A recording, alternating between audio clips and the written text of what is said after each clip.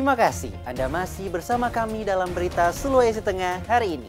Bagi Anda yang baru bergabung, kembali kami tayangkan 3 berita utama hari ini.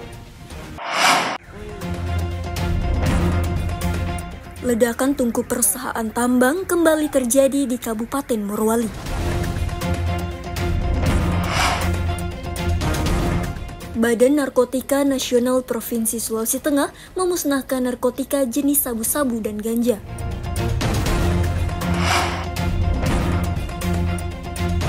Kasus pengungkapan narkoba sebesar 15 kg mulai disidangkan.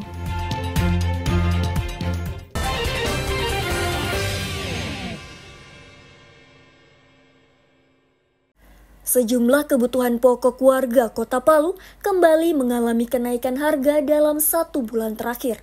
Selain tomat dan bawang, barang kebutuhan lain yang harganya naik adalah telur ayam. Kenaikan harga dipicu tingginya permintaan telur. Dari pantauan di sejumlah pasar tradisional di Kota Palu, kenaikan harga telur ayam terjadi pada berbagai ukuran.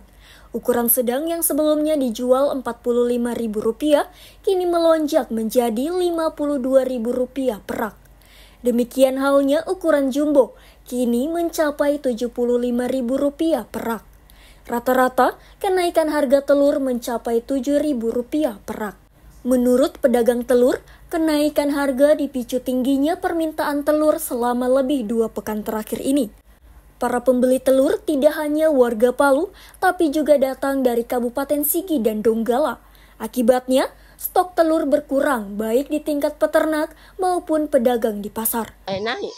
Itu harga sebelumnya dari harga berapa ke berapa? 45 ke 43. Untuk harga sekarang berapa dia, Bu?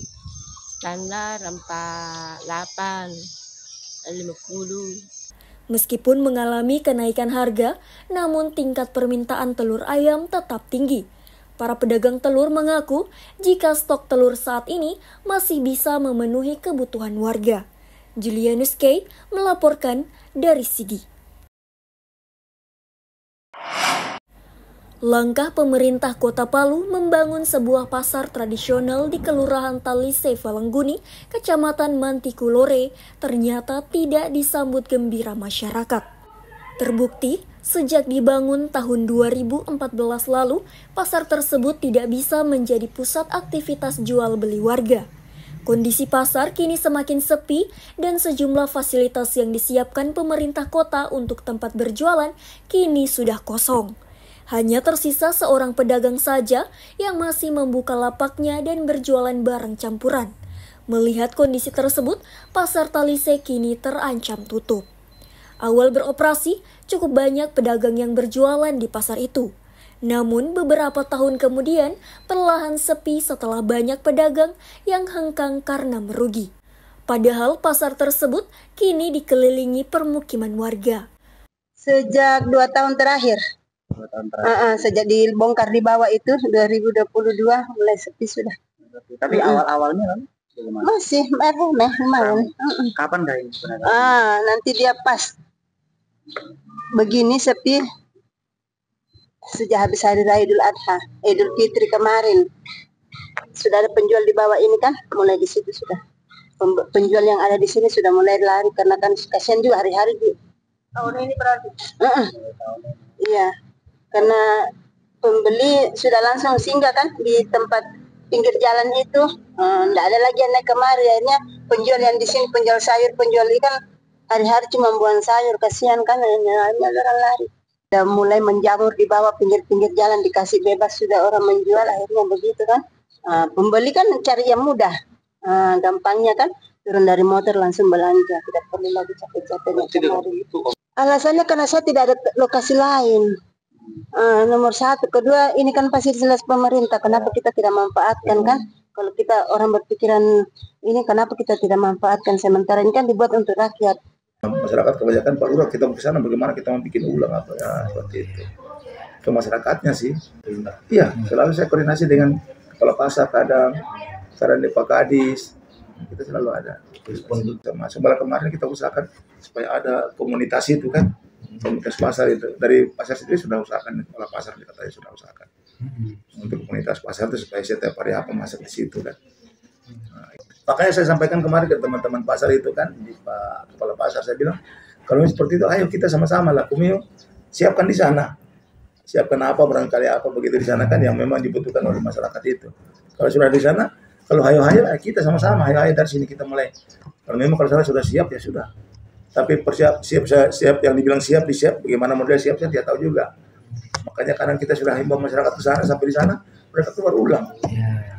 Pasar Talise ini berdiri sejak sekitar 2014 silam dan diharapkan menjadi lokasi jual beli alternatif bagi warga Kota Palu. Pasar ini sempat direvitalisasi setelah mengalami kerusakan akibat guncangan gempa 28 September 2018 silam. Syahrul Cahya melaporkan dari Palu.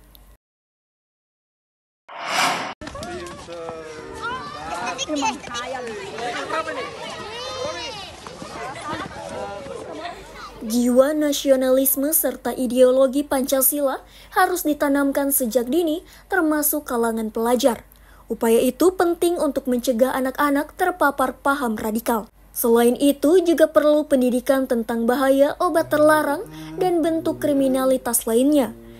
Terkait masalah itu, pihak Sekolah Dasar Negeri Pasau di Desa Tiwa, Kecamatan Poso Pesisir, Kabupaten Poso, bekerja sama dengan personel Satuan Tugas Madagoraya melakukan penyuluhan tentang wawasan kebangsaan dan materi pendidikan yang relevan dengan tantangan yang dihadapi generasi muda saat ini.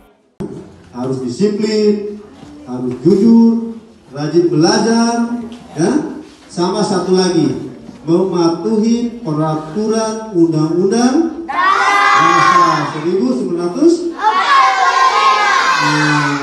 Salah satunya di situ ada undang-undang tentang narkoba. Ada tahu narkoba apa? Nah, ini sila ketiga ini dalam nasionalisme dan patriotismenya ada di situ di dalamnya. Ada pula materi tentang bahaya penyalahgunaan obat terlarang dan bullying.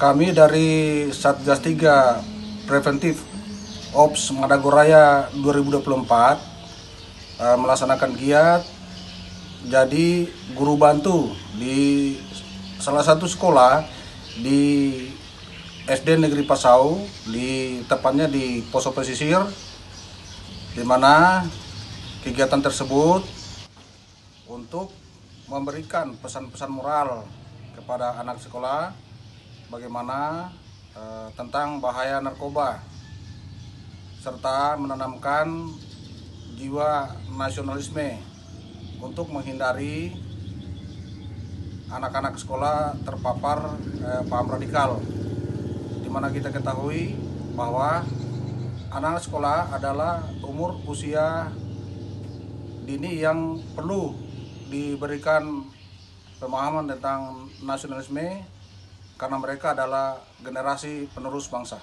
Satgas Madagoraya mengingatkan pelajar akan pentingnya pemahaman tentang ideologi Pancasila serta memberikan pesan moral yang bertujuan untuk mencegah siswa terpapar paham-paham radikal. Pelajar diharapkan dapat menumbuhkan jiwa nasionalisme dan cinta tanah air sejak dini. Pihak guru Sekolah Dasar Negeri Pasau berterima kasih atas kegiatan bersama dengan Satgas Madagoraya tersebut. Dan terima kasih kepada Satgas 3 Preventif Operasi Madagoraya 2024 telah memberikan sosialisasi tentang ilmu kebangsaan untuk menumbuhkan jiwa nasionalisme dan rasa cinta tanah air kepada siswa SDN Pasau, dan harapannya kami, anak-anak kami dapat menerapkan dalam kehidupan sehari-hari. Kegiatan tersebut dinilai bermanfaat dalam menumbuhkan kesadaran siswa akan pentingnya cinta terhadap tanah air. Siswa diharapkan bisa menerapkan nilai-nilai kebangsaan dalam kehidupan sehari-hari. Ada banyak pesan moral yang disampaikan kepada siswa. Syahrul Cahya melaporkan dari Poso. Informasi tadi mengakhiri seluruh rangkaian berita Sulawesi Tengah hari ini. Atas nama rekan kerja yang bertugas, saya, Fatur Rahman, mengucapkan terima kasih atas kebersamaan Anda. Sampai jumpa dan selamat beraktivitas. Songgong Puasi, Tabe.